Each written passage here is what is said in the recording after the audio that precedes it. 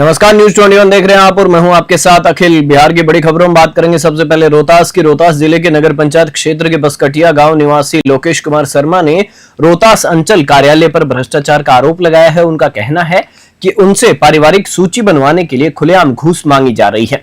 लोकेश कुमार शर्मा के चाचा की झारखंड की एक कंपनी में काम के दौरान मृत्यु हो गई थी और अब कंपनी मुआवजे की राशि के लिए पारिवारिक सूची की मांग कर रही है।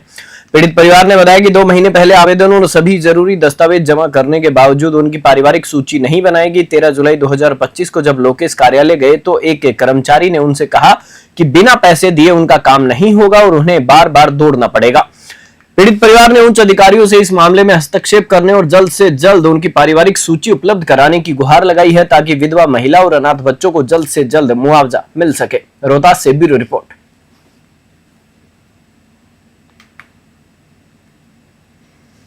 भागलपुर के लाजपत पार्क मैदान में 20 सितंबर को एनडीए का कार्यकर्ता सम्मेलन आयोजित किया जा रहा है। इस सम्मेलन को लेकर मंगलवार को भाजपा जिला अध्यक्ष संतोष शाह, भाजपा प्रदेश कार्य समिति सदस्य पवन मिश्रा, भाजपा कार्यकर्ता दिलीप मिश्रा सहित एनडीए के कई नेताओं व कार्यकर्ताओं ने स्थल का निरीक्षण किया और तैयारियों का जायजा लिया।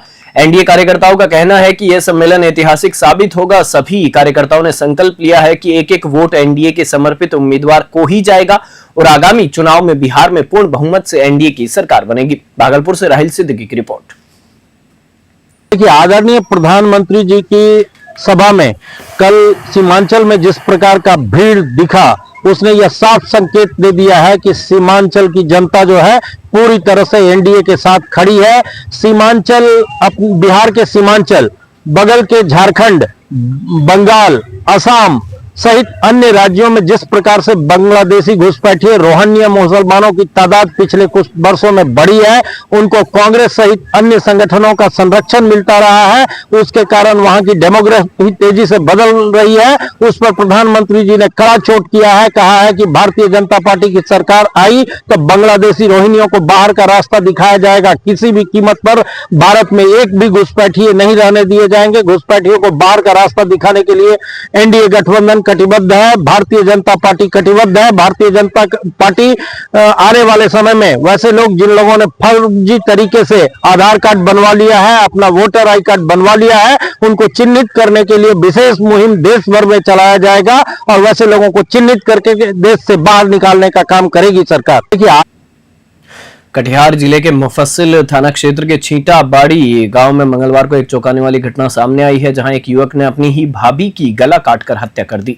मृतका की पहचान चांदनी देवी के रूप में हुई है। बताया गया है कि देवर ओम प्रकाश ने धारदार हथियार से चांदनी देवी पर कई वार किए, जिससे वह बुरी तरह घायल हो गई।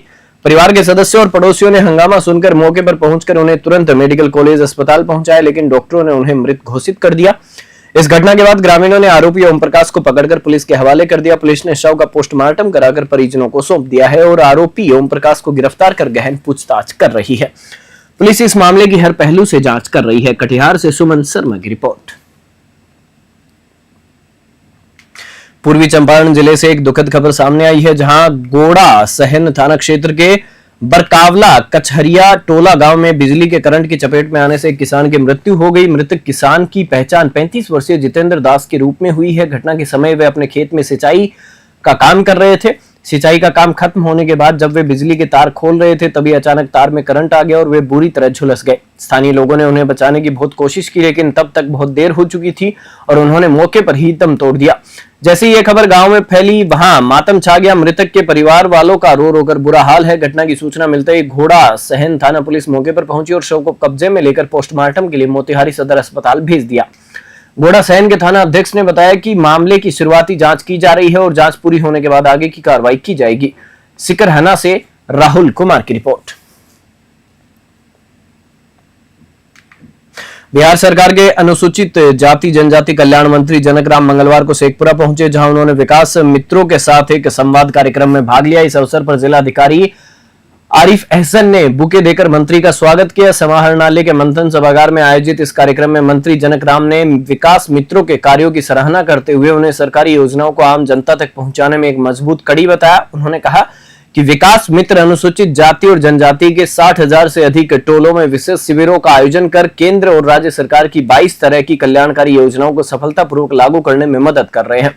मंत्री ने विकास मित्रों के कल्याण के लिए राज्य सरकार द्वारा घोषित की गई नई सुविधाओं के बारे में भी जानकारी दी। शेखपुरा से रंजन कुमार की रिपोर्ट। अनुसूचित जाति जनजाति कल्याण विभाग मंत्री परिषद का सदस्य होने के नाते राज्य के यशस्वी मुख्यमंत्री आदरणीय नीतीश कुमार जी के नेतृत्व में बाबा साहब डॉक्टर भीमराव अंबेडकर जी के जन्म जयंती के अवसर पे डॉक्टर भीमराव अंबेडकर समग्र विकास शिविर बिहार के समस्त यानी लगभग 60,000 महादलित टोले में 22 डिपार्टमेंट को शिविर लगा करके सीधे उनको लाभ पहुंचाया गया। जो विकास मित्र की कड़िया सरकार से जुड़ी हुई है, सरकार वो केंद्र की हो या राज्य को, चलाए जा रही योजना सीधे विकास मित्र के माध्यम से अनुसूचित जाति के टोले में महादलित टोले में भाई बहनों को लाभान्वित करने का काम किया जाता है। भागलपुर पुलिस ने एक बड़ी कार्रवाई करते हुए 3 अलग अलग लूट की घटनाओं का खुलासा किया है और 2 अपराधियों को गिरफ्तार किया है। ये घटनाएं बाईपास, हबीबपुर और कजरेली थाना क्षेत्रों में हुई थी। सिटी एसपी शुभांक मिश्रा ने एक प्रेस वार्ता में बताया कि गिरफ्तार किए गए अपराधियों की पहचान मोहम्मद शबीर खान और मोहम्मद जमील आलम के रूप में हुई है। पुलिस ने उनके पास से लूट में इस्तेमाल की गई बाइक और चोरी का सामान बरामद किया है। भागलपुर से राहिल सिद्दीकी की रिपोर्ट। आप सभी को बुलाया गया है प्रेस वार्ता के लिए। हमारे पास 3 घटनाएं लूट की दर्ज की गई थी। बाईपास थाना 135-25, हबीबपुर थाना 154-25 और कजरेली थाना 90-25। इन सभी में जो सूचक थे उन सबको बुलाकर उनकी स्टेटमेंट ली गई, उन सबको गहनता से विश्लेषण किया गया, सीसीटीवी फुटेज एनालाइज किए गए। उससे जानकारी मिली कि ये जो तीनों घटनाएं करने वाला जो गैंग है वो एक ही गैंग है। तीनों घटनाओं में एक ही गैंग इन्वॉल्व था। उन सभी की उसके कांड के उद्भेदन के लिए टीम बनाई गई। टीम में हमारे दोनों डीएसपी शामिल थे, हमारे तीनों थाना प्रभारी शामिल थे और वहाँ के सबसे बढ़िया पदाधिकारियों को इसमें शामिल किया गया। हम लोगों ने सीसीटीवी फुटेज को लंबी दूरी तक लगभग 1.5 किलोमीटर 2 किलोमीटर तक चेस किया। वहाँ तक जिन लोगों का उसमें फुटेज आई थी साफ फुटेज प्राप्त की गई।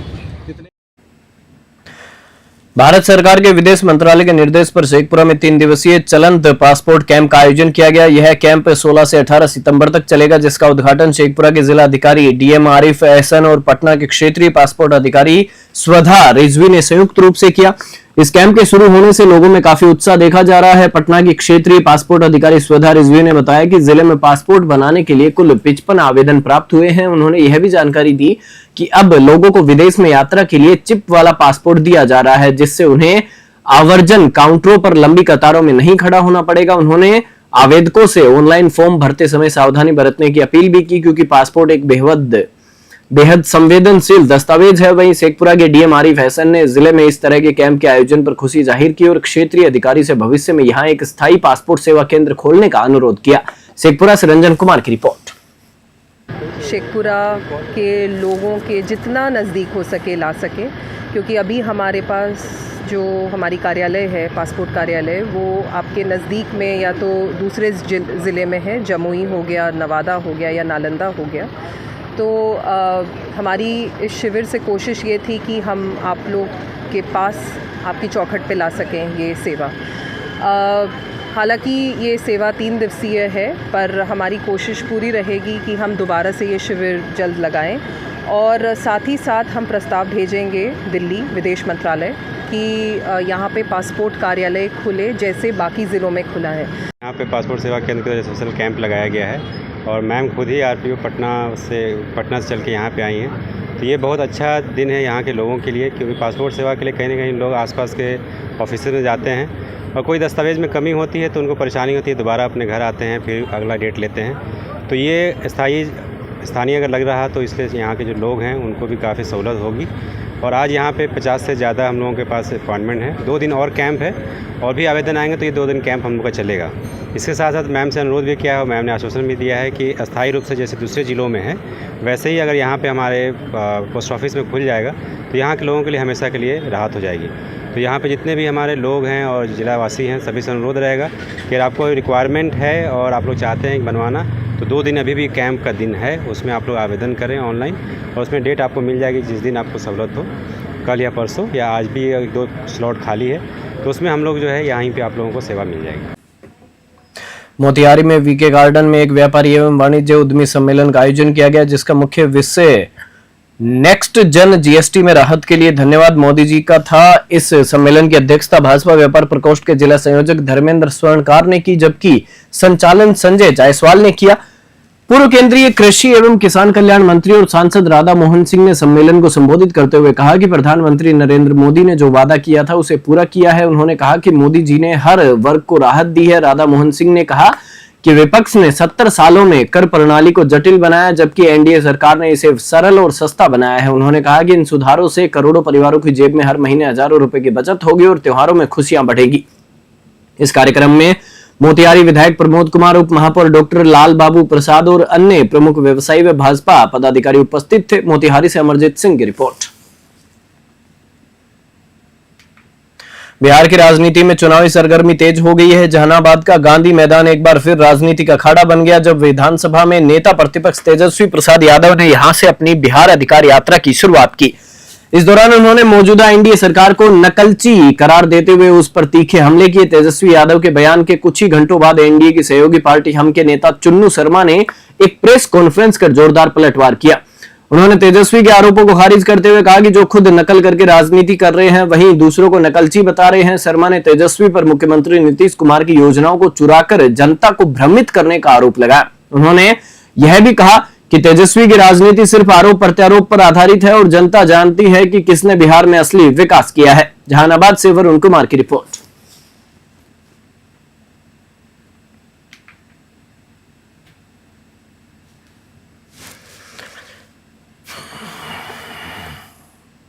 बिहार सरकार के शिक्षा मंत्री सुनील कुमार के विधानसभा क्षेत्र भोरे में स्थित बीपीएस कॉलेज के प्रांगण में एक विशाल एनडीए कार्यकर्ता महासम्मेलन का आयोजन किया गया।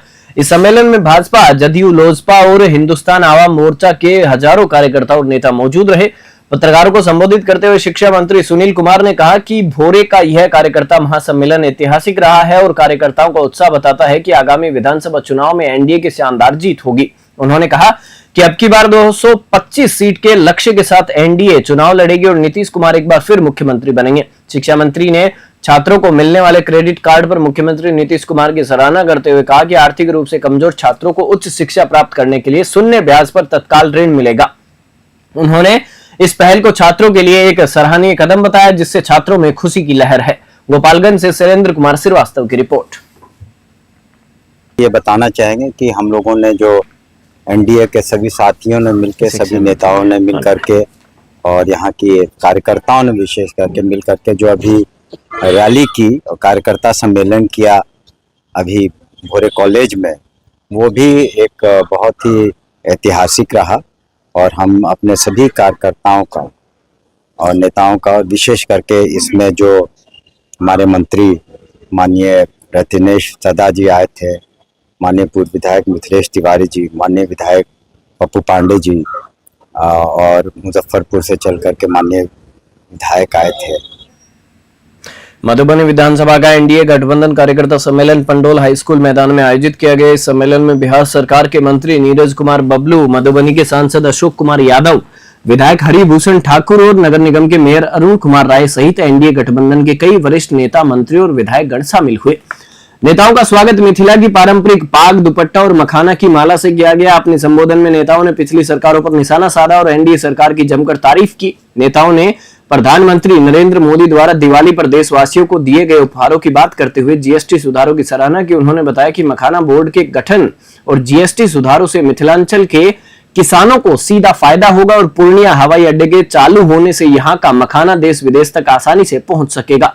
मधुबनी से स्नेहानंद मिश्रा की रिपोर्ट। प्रधानमंत्री नरेंद्र मोदी के जन्मदिन के अवसर पर भारतीय जनता पार्टी देश भर में विभिन्न कार्यक्रम आयोजित कर रही है। इसी कड़ी में पार्टी के पटना स्थित राज्य मुख्यालय में एक रक्तदान शिविर का आयोजन किया गया। बीजेपी कार्यालय के अटल सभागार में सुबह से ही बड़ी संख्या में कार्यकर्ता रक्तदान करने के लिए पहुंच रहे हैं। इस मौके पर बीजेपी के प्रदेश अध्यक्ष दिलीप जायसवाल ने भी अटल सभागार का दौरा किया और रक्तदान करने वाले कार्यकर्ताओं का उत्साह बढ़ाया। यह आयोजन एक संदेश दे रहा है कि बीजेपी केवल एक राजनीतिक दल नहीं बल्कि एक ऐसा संगठन है जो जनसेवा के लिए हमेशा तैयार रहता है। रक्तदान के माध्यम से कार्यकर्ता यह दिखा रहे हैं कि उनमें परोपकार की भावना भरी हुई है और वे समाज कल्याण के कार्यों के लिए समर्पित हैं। पटना से ब्यूरो रिपोर्ट।